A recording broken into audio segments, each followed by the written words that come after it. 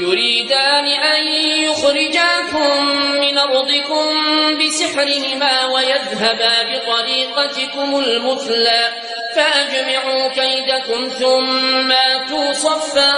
وقد أفلح اليوم من استعلى. قالوا يا موسى إما أن تلقي وإما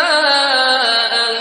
نكون أول من ألقى قال بل ألقوا فإذا حبالهم وعصيهم يخيل إليه من سحرهم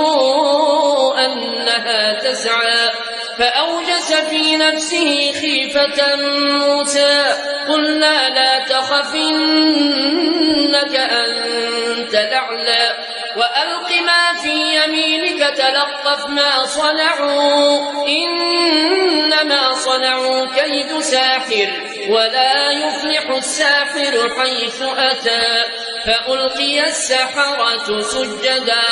قالوا آمنا برب هارون وموسى قال آمنتم له قبل أن آذن لكم إنه لكبيركم الذي علمكم السحر فلأقطعن أيديكم وأرجلكم من خلاف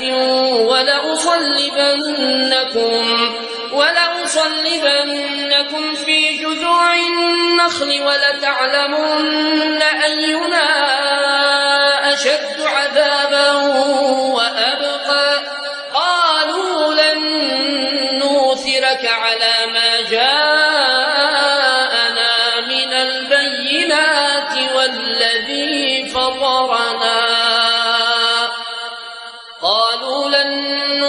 على ما جاءنا من البينات والذي فطرنا فاقض ما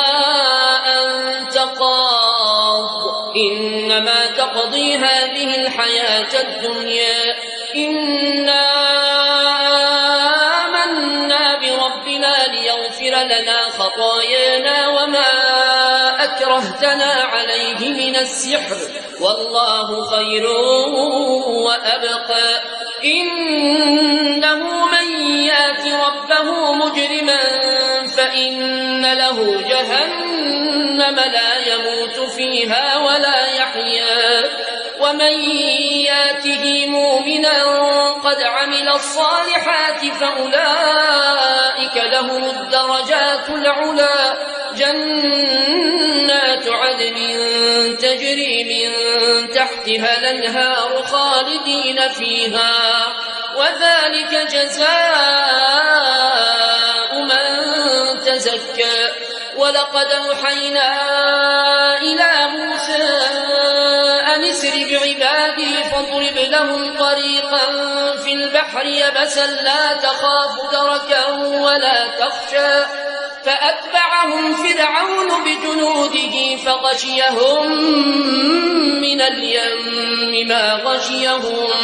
وأضل فرعون قومه وما هدى. يا بني